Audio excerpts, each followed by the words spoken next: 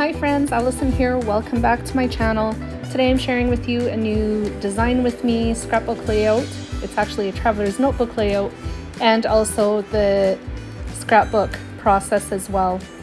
If you hear noise in the background, I do have a fan going because we are in the midst of another massive heat wave, and I'm doing what I can to keep the house and myself cool.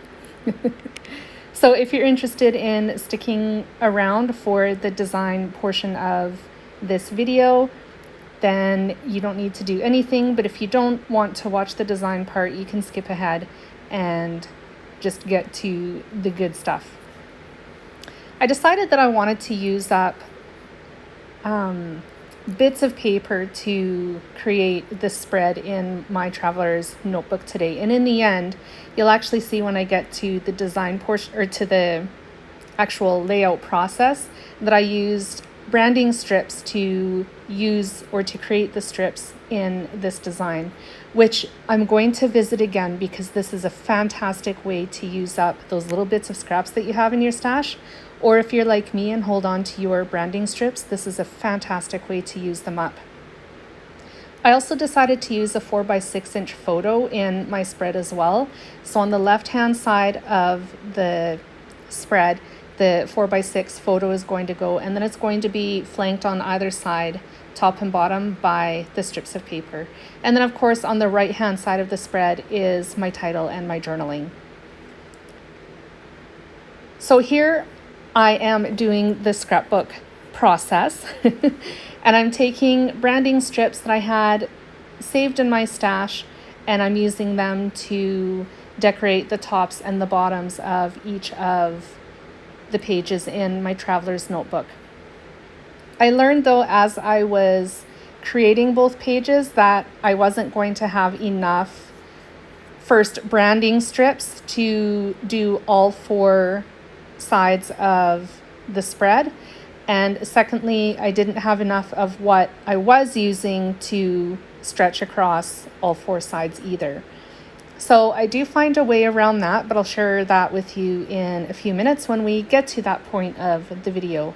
So all I'm doing is laying two different branding strips that I've trimmed down to 4 inches, one on top of each other, one on top of each other, and then I layered another one over the seams of the two that were layered there, and then a portion of a third branding strip to just add a pop of color to 3 of the 4 sides. Here you can see me pull out my branding strip box again because at this point I'd realized there wasn't going to be enough, and I ended up finding portions of branding strips that were similar but not identical to what I had used previously. They were all in the same colors as well. This little bit of the blue lattice, there was just a teensy little bit left, so I trimmed it in half roughly, and I'm going to adhere them to either side of the page.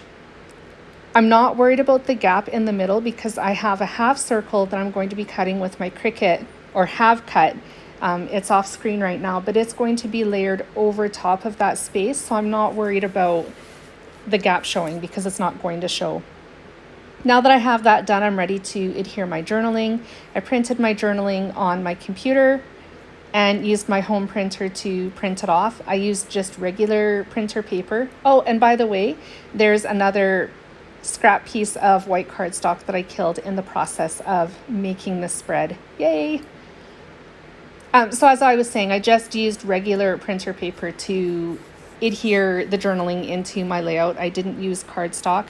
You can use cardstock if you want to, but I found from past experience that it tends to not play well with my printers, so I've stopped using cardstock altogether and I just use the printer paper and then trim it down to whatever size I want it to be and glue it to whatever base I have going on. Usually it's white so that there isn't this weird white block in the middle of a colored piece of cardstock.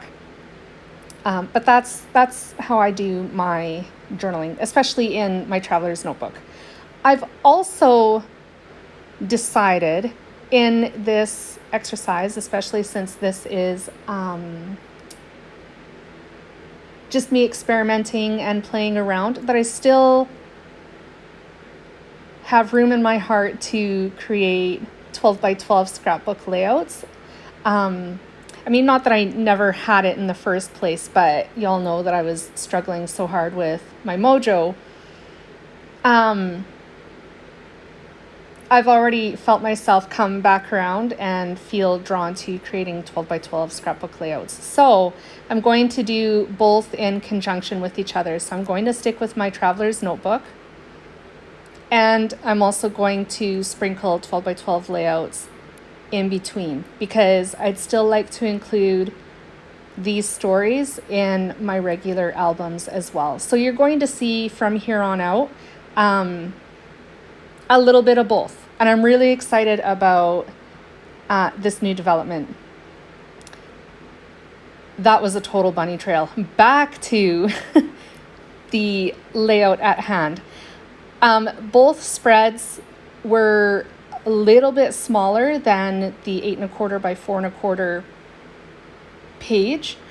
So what I decided to do was mat both spreads to this green pattern paper that you saw me adhere to the actual page in my traveler's notebook. So it's going to frame each page, but they were cut so badly, I mean like crooked, that in real life it looks pretty bad. But the pattern paper in the background actually kind of helps mask that huge mistake of mine. So it ended up being a happy mistake in the end. Happy accident, I mean. I have this really super old jelly bean soup tab that I was thinking about adding to this page in place of the die cut tab, but I decided that it was entirely too large for this spread, so I put it back on its carrier sheet, and I'm going to stick with the die cut tab that I had already planned on using. I went through my stash of stickers and came up with this phrase sticker from an old close to my heart collection that I had in my stash. And then I'm also using some Echo Park, I do believe, stickers from an ancient collection. I think it was Everyday Eclectic. I'm gonna have to double check that. But it is a much older collection, and I'm still trying to get it used up. So I used a couple of stickers off of there as well, arrows I mean. And that's it. I'm just doing a quick flip through up to where I'm at in my traveler's notebook right now. And here's the close-ups. Thank you so much for joining me today, my friends. I hope you found some inspiration, and I hope to see you again here on my channel. I'll be back again soon with more creative inspiration. Bye, friends.